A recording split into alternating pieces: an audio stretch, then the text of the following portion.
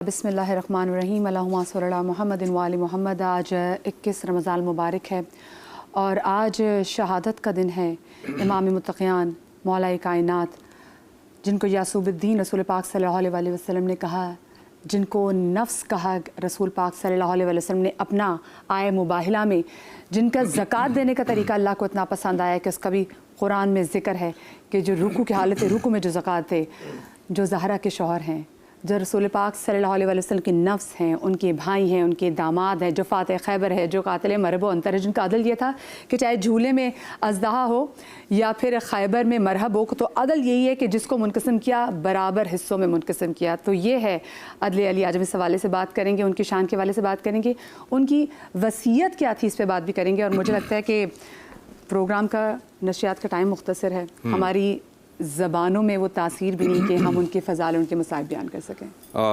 بہت شکریہ مدیہ، آپ نے بالکل درست کہا کہ ان کے فضائل اور ان کے مناقب جو ہیں اور ان کے جو درجات ہیں اس پر تو ہم گفتگو نہیں کر سکتے۔ میں تو بہت مختصر سی ایک بات کروں گا۔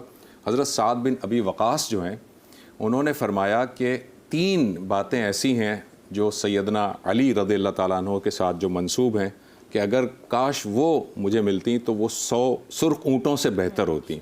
اور وہ 3 باتیں کیا ہیں؟ پہلی بات کہ حضرت علی رضی اللہ تعالیٰ عنہ جب نبی صلی اللہ علیہ وسلم غزوہ تبوک کی طرف جا رہے تھے تو آپ نے حضرت علی رضی اللہ تعالیٰ عنہ کو مدینہ میں آپ نے ٹھہرایا اور آپ نے کہا کہ مدینہ والوں کے ساتھ آپ رہیے، ان کی نگرانی آپ کیجئے، جس پر حضرت علی رضی اللہ تعالیٰ عنہ کو تھوڑا سا عجیب سا لگا، ناگوار گزرا، کیونکہ کسی غزوے میں ایسا نہیں ہوا تھا کہ وہ آپ کے ساتھ نہ ہو۔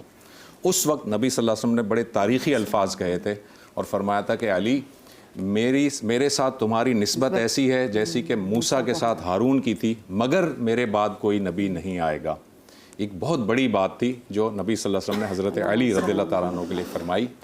دوسری بات، غزوہ خیبر کے موقع پر نبی صلی اللہ علیہ وسلم نے ایک دن پہلے فرمایا تھا کہ کل میں ایک ایسے شخص کو علم دوں گا جس کو جو اللہ اور اللہ کے رسول سے محبت کرتا ہے اور اللہ بھی اس کے ساتھ اور اس کا رسول بھی اس کے ساتھ محبت کرتے ہیں۔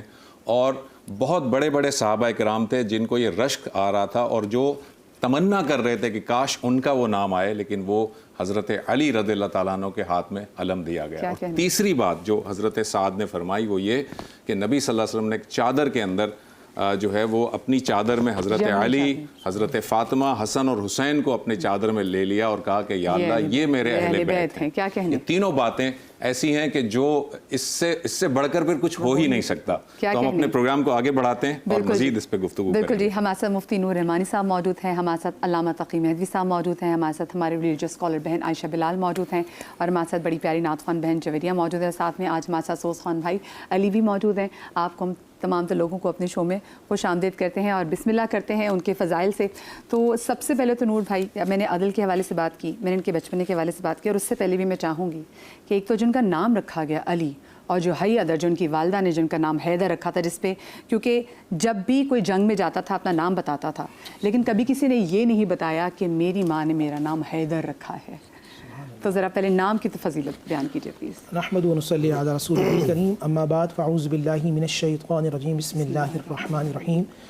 تمام تعریفیں اللہ سبحانہ و تعالیٰ کے لیے اور درود و سلام اللہ کے رسول، ہم سب کے آقا، ہم سب کے مولا، تاجدار مدینہ، تاجدار ختم نبوت حضور محمد رسول اللہ صلی اللہ علیہ وآلہ وسلم۔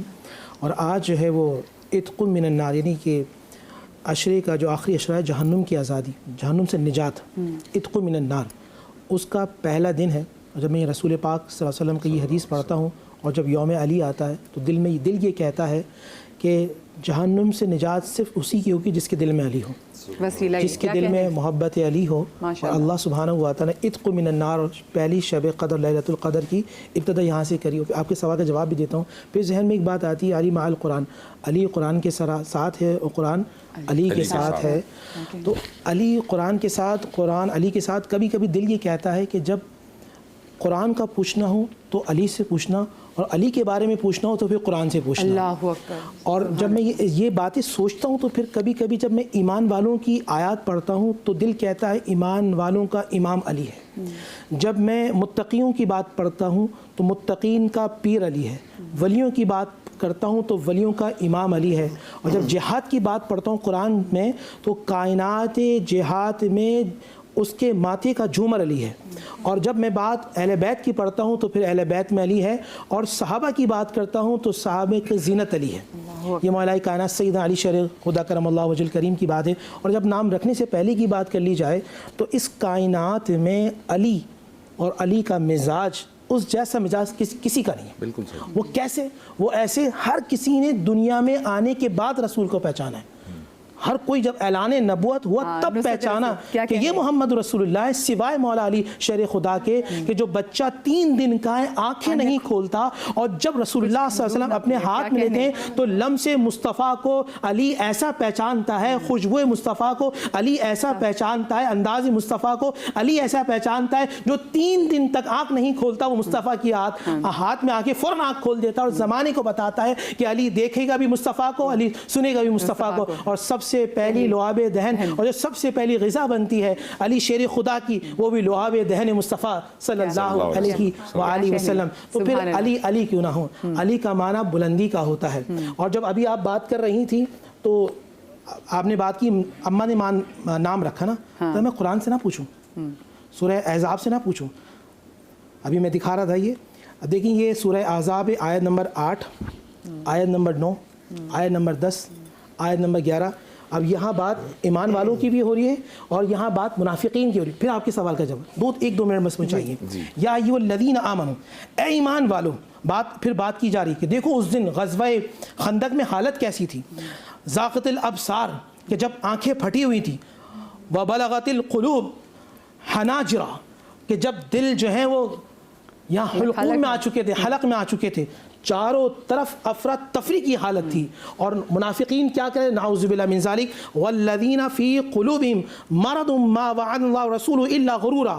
منافقین کہہ رہے تھے کہ آج اللہ اس کے رسول نے ہمیں دھوکہ دے دیا، نعوذ باللہ۔ ایک عجیب یہ قرآن کی بات کر رہا ہوں میں، کوئی قصہ نہیں، یہ قرآن کہہ رہا ہے کہ منافقین شور شرابہ کر رہے تھے اور کہتے کہاں ہے مدد، کہاں ہے مدد۔ اور کائنات میں 2 ہستیاں ایسی تھی جو بہت ہی پرسکون تھیں، ایک محمد رسول اللہ جو آرام فرما تھے، ایک سکون تھا، معلوم تھا کہ پروردگار سے مدد مانگے تو مددگار آئے گا، مدد مانگے تو مددگار آئے گا۔ اور جب یہ دعا کی تو اللہ نے مددگار علی کی صورت میں بھیجا ہے، اور پھر علی نے وہ کمال دکھایا کہ نبی علی قرآن مجید فرقان حمید میں اللہ ارشاد فرماتا ہے پھر مومنوں کے دل کو ٹھنڈا کیا اللہ اس کے رسول نے۔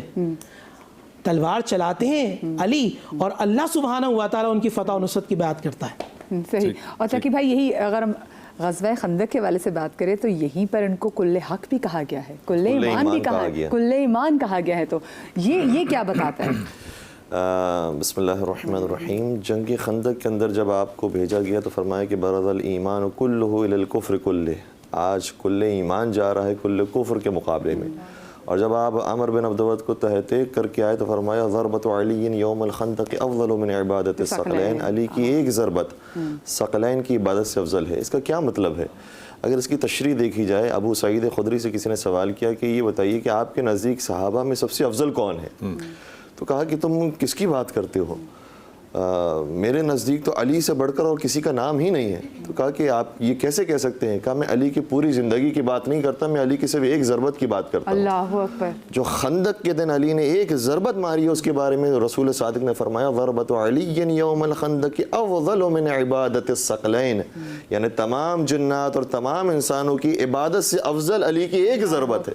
جس کی ایک ضربت کا یہ عالم ہے تو ساری زندگی کے جہاد کا کیا عالم ہوگا اور ساری زندگی کی عبادتوں کا کیا عالم ہوگا۔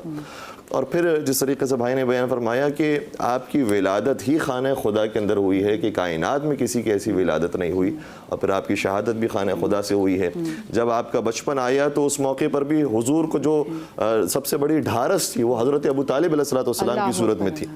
تو جتنے بھی کفار تھے جب پریشان کرتے تھے تو حضرت ابو طالب علیہ السلام جواب دیا کرتے تھے، لیکن کفار نے پھر اس طریقے سے بچنے کے لیے کام کیا کہ اپنے بچوں کو آمادہ کیا کہ اب بچے جائیں گے اور حضور کو پریشان کریں گے، اور اگر ابو طالب آئیں گے کہنے کے لیے تو کہیں گے یہ تو بچے ہیں، کھیل کھیل کے اندر کچھ بھی کر سکتے ہیں، ہم کیا کریں۔ اس موقع پر ابو طالب تو نہیں لیکن ابو طالب کے بیٹے علی ابن ابی طالب کام آئے کہ جب یہ بچے آئے اور حضور کو پریشان کر رہے تھے تو مولا متقیان پھر تشریف لا، اور مولا متقیان نے سارے بچوں کو ایسا مطمئن کنندہ جواب دیا کہ بچے جب گھر میں پہنچے ہیں تو روایت کا جملہ یہ ہے کہ قذمنا علی قذمنا علی قذمنا علی، علی نے ہمیں مارا ہے، علی نے ہمیں مارا ہے، علی نے ہمیں مارا ہے. اور اس کے بعد آپ کا ایک اور لقب پڑ گیا قزیم، کہ آپ کفار کو مارنے والے ہیں. بچپن میں کفار کو ایسے مارنے والے ہوں تو جوانی کا عالم کیا ہوگا. اور جوانی میں جب آپ کی یہ کیفیت ہے تو پھر آپ کو جب خلافت ملی تو پھر عالم کیا ہوگا. اسی لیے جب بدر کا مارکہ آتا ہے تو تمام کفار کو مل کر جتنے سارے مسلمان مارتے ہیں اس سے زیادہ تنہا علی ابن ابی طالب علیہ الصلوۃ والسلام واصل جہنم کرتے ہیں. احد کے میدان کے بارے میں جناب ابن عباس کی روایت یہ ہے کہ لعلی اربع خصال. میں چاہوں گی آپ اس کو یہیں سے کنٹینیو کریں کیونکہ جو ہم مین آف دا وار کی بات کر رہے ہیں اور وہ ایک ہی ہے، علی. علی ایک چھوٹی سی بریک لیتے جی، بریک کے بعد حاضر ہوتے کہیں مت جائیے گا.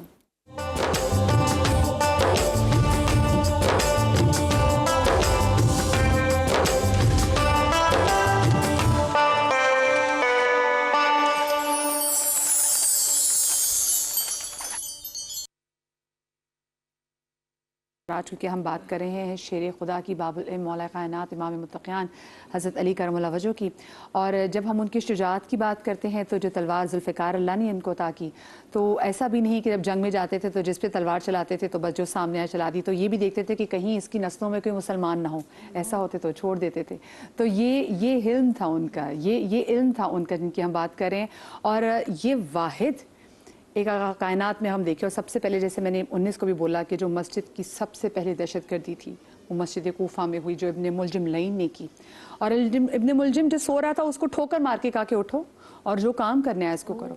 اور دنیا کو معلوم تھا کہ اگر علی پہ حملہ کر سکتے ہیں تو نماز کی حالت میں حملہ کر سکتے ہیں، ورنہ دنیا کا کوئی ایسا جری ہے ہی نہیں جو علی پہ اٹیک کر سکتا.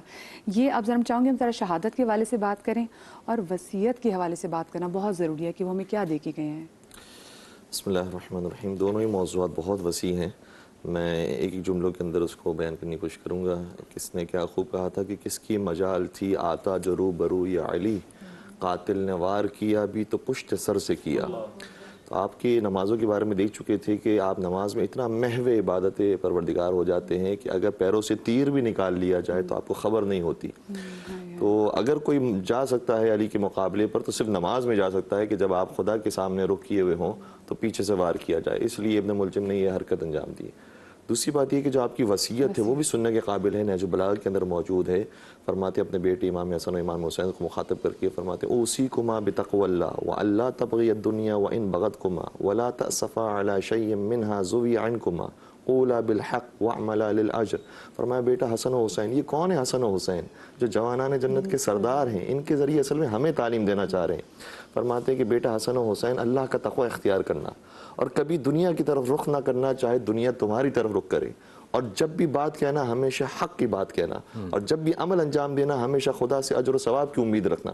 پھر فرمایا اللہ اللہ فی الایتام، اللہ اللہ فی القرآن، اللہ اللہ فی جیرانکم، اللہ اللہ فی بیت ربکم.